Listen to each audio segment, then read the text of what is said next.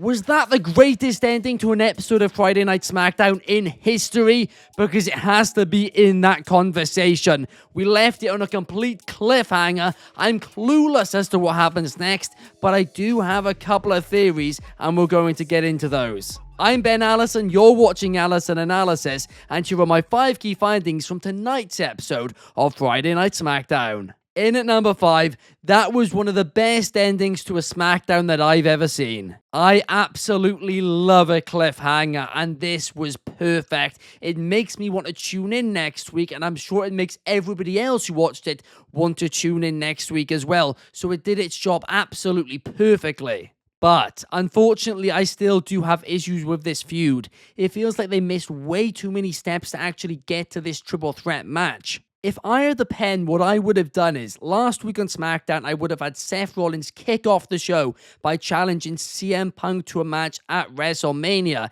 Then in the middle of the show, CM Punk rejects that match and says that he wants to face Roman Reigns at WrestleMania. Then to close the show, Roman Reigns comes out and says that he wants to face Seth Rollins at WrestleMania. Then the other two come out to the ring and they have a huge brawl around the arena, way more entertaining than the brawl last week actually was. But then what I would have done on last week's show is have Nick Aldis come out to the ring, call all 3 men out to the ring and have really high level security so they can't brawl and all of that, and for Nick Aldis to pitch this triple threat idea. Then it would make sense. Then a brawl can break out anyway, security can, get in the way like they actually did do, and all of that. Then next week, you could have done this exact segment you did this week, and it would have all been absolutely perfect and made 10 times more sense. See, all it would have taken is that 1 week more of storytelling, and it would have tied it all up a lot nicer than how it actually has come across on screen. Because right now, it does just feel like we've missed a step. I still don't really understand why Drew McIntyre isn't involved. He feels more involved in this story than any of these guys actually involved in the story. But I do want to talk about all of this a little bit more later on in this episode, because I actually want to address the favor and what that possibly could be in a bit more detail. In at number 4, I hope Pretty Deadly do win some gold in 2025. Street Profits versus Pretty Deadly was a fun match on SmackDown, and honestly, I would have felt bad for whoever lost this, right? Because Pretty Deadly, this was their home nation, and they've deserved a championship run for so long now. They've been doing some fantastic work since getting called up to the main roster, and haven't really had the rewards. But talking about not getting the rewards that you deserve, the Street Profits went basically 4 years without getting gold. So for their title reign to end this early, well, that would have been unfair and kind of would have sucked as well. So I don't actually have an issue with them winning at all. But what I do hope is no matter what brand it's on, if it's on Raw or on SmackDown post-Mania, that Pretty Deadly do win some gold sometime in 2025. Now, the question from here is what happens next, and I think the direction we are all thinking it's going to go in is a 5-way TLC or just ladder match at WrestleMania, and I do think that makes a lot of sense. It'll be a lot of people in the ring, but storyline-wise, that is the story that they've told, and they've told it extremely well as well. But quite a few people, right? I mean, Archie said it on Wrestling Republic's daily broadcast earlier today, and I think he said that Anthony was the one who originally told it to him. But a lot of people are now starting to predict a 3-way instead. The Street Profits, DIY, and Motor City Machine Guns. And I really don't want this to happen for 2 reasons. Firstly, they've got way too many triple threats at WrestleMania, right? And they're teasing way too many triple threats at the minute as well. But secondly, the story they've been telling is a 5-way. There's 5 tag teams involved. So if you now just, kick Pretty Deadly and Legado to the curb, I'd have an issue with it storyline-wise as well. In at number 3, Naomi's promo was the best promo of her career so far. And I don't say this lightly, right? But that promo from Naomi, I don't care it was pre-recorded, it was technically a vignette, I don't care. That was a promo of the year contender. It was absolutely terrific. The emotion she showed, the emotion she conveyed was just incredible. I mean, this was desperately the change that her character needed. And this Jade and Naomi feud, I really am enjoying it. We're seeing way more layers to Jade in it as well. It's exactly what both of them have needed. And quite frankly, I am 10 times, in fact, at least 10 times more interested in that compared to Charlotte and Tiffy right now. That feud is dead cold, and the London crowd were not kind to Charlotte tonight at all. And yes, they did cheer for Tiffy when she came on screen, but she didn't come out. They didn't really advance the feud at all. Honestly, it's ice cold right now. But before we do go any further, if you guys could leave a like and subscribe, that would be massively appreciated. Here at Wrestling Republic, we create between 5 to 10 free videos every single week. And in addition to that, we do a live daily stream every single day at 8 p.m. UK, 3 p.m. Eastern, and 12 p.m. Pacific. I hope to see you guys there. Thank you. In at number 2, if Jacob Fatu versus Solo Sikoa is the plan for Mania, then it is going to be way too rushed. So many people are predicting it will happen, and based on what we saw backstage between them tonight, I do think they are starting to now put the wheels in motion for it and speed it up quite significantly, so I do think it's entirely possible. But we are only 3 more SmackDowns away from WrestleMania. If they actually do this feud, I think it's just way too rushed. At this point, I would save this for after WrestleMania. In fact, what I would do is over the next few weeks, build up Jacob Fatu and Braun Strowman and LA Knight and have a 3-way for the United States Championship. Not at WrestleMania because there's too many 3-ways. And also, I do believe that building too many other matches too, but instead on WrestleMania SmackDown. Now, I know all of those guys do deserve a WrestleMania match, especially Jacob Fatu after the year he's had, but he's going to have other opportunities, right? And the fact is, I don't think this is as big of a feud to actually justify a place on the WrestleMania card.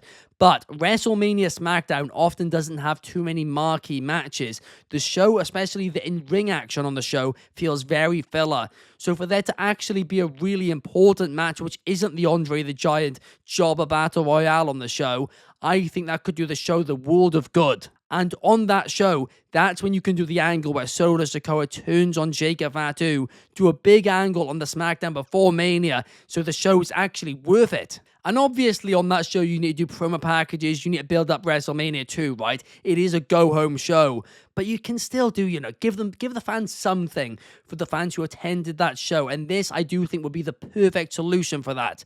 Plus, Jacob Fatu is a babyface. I am glad they're going in this direction because the dude is just so over and he is a star and he needs to be in the main event scene post-Mania. And in at number 1, could Paul Heyman turn on Roman Reigns and help CM Punk at WrestleMania? The most interesting thing about Punk saying the main event wasn't the favor was the look on Paul Heyman's face. Because yes, Roman Reigns was understandably shocked, but Paul Heyman looked legitimately shocked as well. So it seems like Heyman himself actually doesn't know what the favor is. So let's break this down. The original favor that Punk did for Paul Heyman was Punk helped Heyman take out a rival. So presumably, that is the favor which CM Punk wants in return. So, could that rival be Roman Reigns? Now, I'm going to be honest, I do not want to see this, and I want to make that clear. I think Roman Reigns and Paul Heyman are gold together, and I don't think there's a need to split them up just yet. And CM Punk really does not need Paul Heyman. Sure, they're fun together, but it's just not needed. But so far, I do think this is the leading theory, because yes, you could argue that maybe the favor is going to be that the winner gets added to Cena versus Cody, but that idea just absolutely sucks in my opinion at this point. The other theory is maybe it's Heyman putting Punk in contact with The Rock, but again, I just don't think that would make sense based on the story they have told. But regardless, I'm invested in finding out what this favor is. It is a great story, and quite frankly, I said it, I had a lot of issues with this feud so far, but this segment, especially the second half of it, was truly terrific, and it did a great job at making me care for it, and I'm so pumped for it now. Now, of course, it is the main event. A lot of people aren't happy about that. A lot of people are happy as well, right? But a lot of people thought it should be Io, Bianca, and Ripley. And quite frankly, I understand that, and I do kind of agree with that. The women haven't had a main event in quite a few years, but the issue here is that you have 3 clear main event matches for WrestleMania, and only 2 of them could get it. But, and maybe this is a hot take, I don't really think it should be, I think we should just say now next year's WrestleMania, night, not 1, but night 2 needs to be a women's main event once again, because they've gone 4 years now without one, and I think it deserves a night 2 after this long absence of actually main eventing Mania. But overall, I did enjoy this week's SmackDown, right? Last week's I said I thought, sucked, and as the week's gone on, I've actually disliked the episode even more. But this week, I thought they did find a decent balance, and it is incredibly hard to find the balance of actually doing a good show with, compelling matches while also hyping up WrestleMania, right? Because if you were to just type up WrestleMania, every single segment would just be a promo and then a brawl. And I did kind of think there was maybe too many brawls on this episode, which is why I was glad the main event didn't end in a brawl. But even still, I do think they had, a few important matches. They had the tag team match. They had the US match. Yes, that ended in a DQ. But they also had Drew McIntyre versus Randy Orton, which is a pretty big match. And of course, the ending was a little bit of a screw job. But it's difficult to find a balance here. And I do feel for them when it comes to that. But I did enjoy the show, so I will give it a thumbs up. Not amazing, but definitely enjoyable, definitely worth checking out. And that ending, well, it was absolutely phenomenal. What did you guys think of the episode? Let me know your thoughts in the comments down below, and I will see you guys for the next video. Make sure to check out our quiz between David and Chaos this Sunday at 8 p.m. UK time, 3 p.m. Eastern time, and 12 p.m. Pacific, where they debate, well, not debate, they do a quiz to find out who out of the two of them is the biggest wrestling fan, and of course, our king and queen of the quiz tournament. Make sure to check it out live on Sunday. See you guys then. Peace. I'm so tired.